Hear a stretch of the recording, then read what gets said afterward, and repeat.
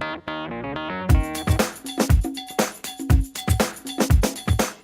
this is Sitima Fowler, CEO of Capstone, and I'm here today with Victoria Van Voorhis, CEO of Second Avenue Software.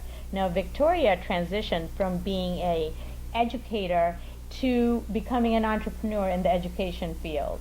Her company, Second Avenue Software, specializes in developing interactive media and serious games in the education field. And Victoria is so accomplished. She was named 2011 Technology Woman of the Year by Digital Rochester, and she's also, her company's named in the 2012 Rochester Business Journal Book of List as one of the top software companies in Rochester. So you are amazing. You're a Rochester rock star. Well, thank you very much. I'm so delighted to have you here. Thank you. Now, Victoria, there are so many people that go to work every day and they have this knowing feeling in the back that they can, if this was their company, they would do it better. But there's something keeping them back and not taking the next step. What would you say to people who have ideas on how to make things better but don't know what to do next? Well, I think first of all, have the courage to take the plunge. That's really important. You have to be market focused and you have to be responsive to the market because the landscape is constantly changing. And when you finally decide to make that move, you need to surround yourself with the best advisors that you can find. Build a great support team of accountants and attorneys and other professionals that you respect in the marketing field, maybe in the PR field. It's incredibly important to have that strong network with you. Then if you're going to become an entrepreneur, you have to get your personal financial house in order as well as your business financial house in order. And you have to build a plan and then be relentless about pursuing that passion. And know that it will always take more time and more money than you originally planned. Now, you mentioned the first step is, you first have to do it. You have to take the plunge. What if you don't have the financial, like if you're quitting a job and starting your business? That's a daunting because you're letting go of your salary. You have any thoughts on that? Well, it's important to be as debt-free as possible and have as few recurring expenses as possible. It's also important to know that it may take a while before you as the CEO or founder actually take a paycheck. And so you need to have some of that financial liquidity, and maybe you start small and write your business plan and go through your incorporation and all of those things while you're still drawing your salary. Create a financial safety cushion and then make sure that you allocate resources for the business. And you have to spend money to make money, but you have to be very thoughtful when you're starting a business on what you spend money on and make sure that you maximize use of those dollars. Perfect. So, being a CEO, starting your own company, being an entrepreneur, you have to wear so many hats. It's not just about about educating kids and the software that you develop. How did you figure out how to market and sell and tell the world what a great product you have and people have to buy your product? Well, that actually pushed me way out of my comfort zone because I'm very much an academic. My background is research, and I thought I was actually going to be a university professor. And then I went into corporate business strategy and spent time in corporate America. So I actually had sort of a dual focus going in. Okay.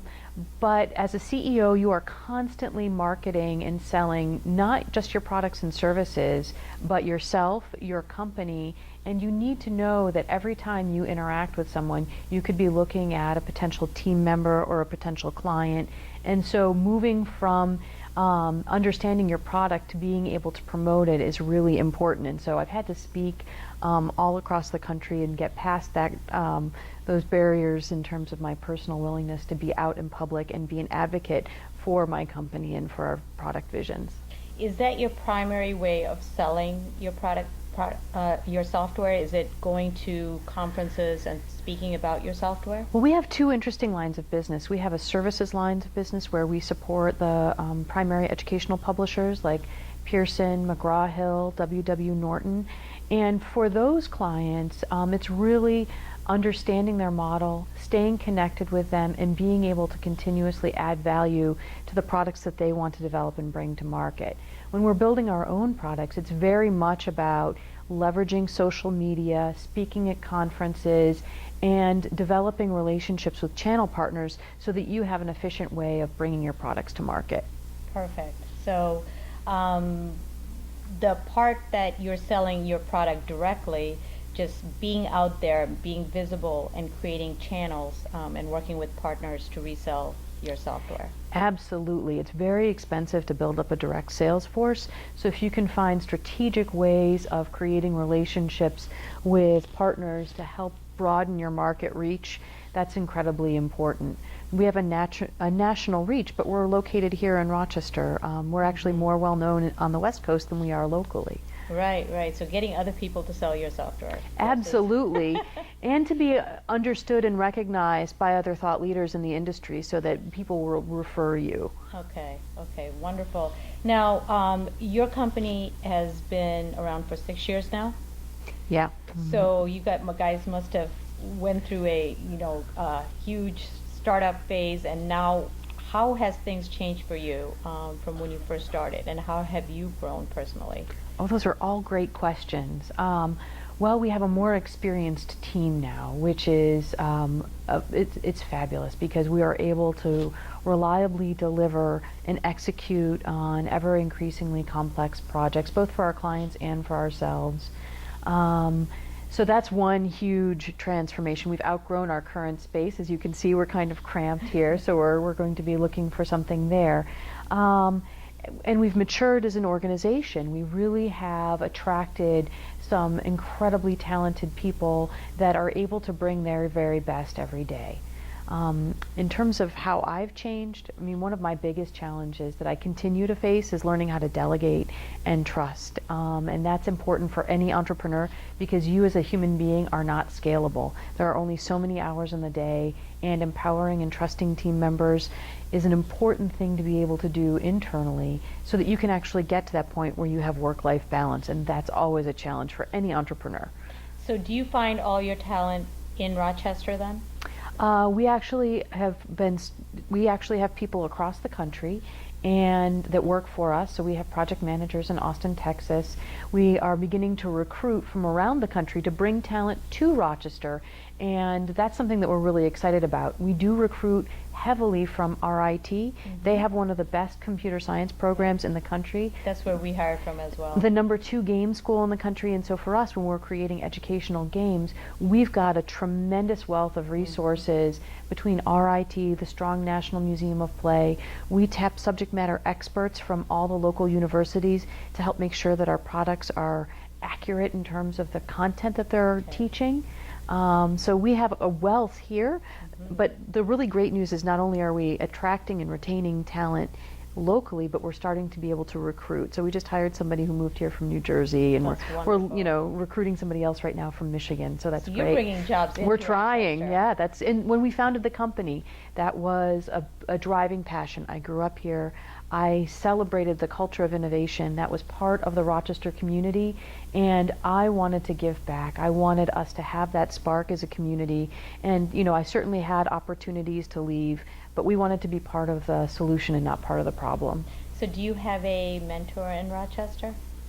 I have many mentors in Rochester. We're so lucky. We have so many talented business people and thoughtful executive coaches to work with.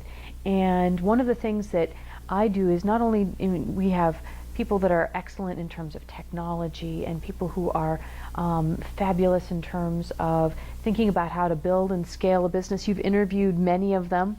But I also encourage entrepreneurs locally to reach out and extend their network and look for coaches and mentors outside of our geography. Because in Rochester, sometimes we tend to be a little insular, and there's a much bigger conversation going on that we have an opportunity to be a part of and influence. Right, exactly. That's. So do you travel a lot, or is most of your stuff done by video conferencing or right from here? We do a lot of work here, and most of our project team does work with video conferencing and teleconferencing and Skype and web meetings and all those. We're a technology company, so obviously we leverage that technology. I travel extensively to meet with clients and to present at conferences. I go out to the West Coast several times a year, to San Francisco, to Seattle, to DC, back and forth to New York quite a bit. I mean, in this digital world, it's still important to have those face-to-face meetings and connections. It really transforms a business conversation. So I'm sure as an entrepreneur, you're not sitting still. So what are your future plans? What are some new things you guys are innovating? Right now, we are starting to build the best-in-class educational games to really address the STEM problem in the United States. We're not doing a good job of educating our children in science, technology, engineering, and math. We're falling behind. We've been very fortunate to receive support from the National Science Foundation to build prototypes, and we have a game suite of 10 games that we're planning to build to address late elementary through middle of high school in both science and math. And we're working right now to increase our working capital so that we can build out those products and take them to market. That's so wonderful. And I mean, it must feel so good knowing that not only are you running a business, but the end product is helping the youth, the children of our nation. So thank you so much. I mean, that is incredible. And do you have any last words of advice for our entrepreneurs? I think you have to follow your passion, and for me, I wanted to do well by doing good. So thank you for recognizing that what we're doing is actually contributing. Absolutely. That's really important to me. Absolutely. It's one thing working, for just to get a paycheck and the end result isn't something you're passionate about, where you found what you're passionate about and you're creating a successful business to deliver that. So. Absolutely. And when we just did a research project at RIT, and we got to see these young girls using our software, and watching their faces was its own reward, and seeing how excited they were Oh, I love about how your science. face lit up. That's wonderful. So you are a Rochester rock star, and thank you so much for the interview. And thank you for watching. Are you a Rochester rock star? Then go to www.rochesterrockstars.com, and I hope to meet you soon.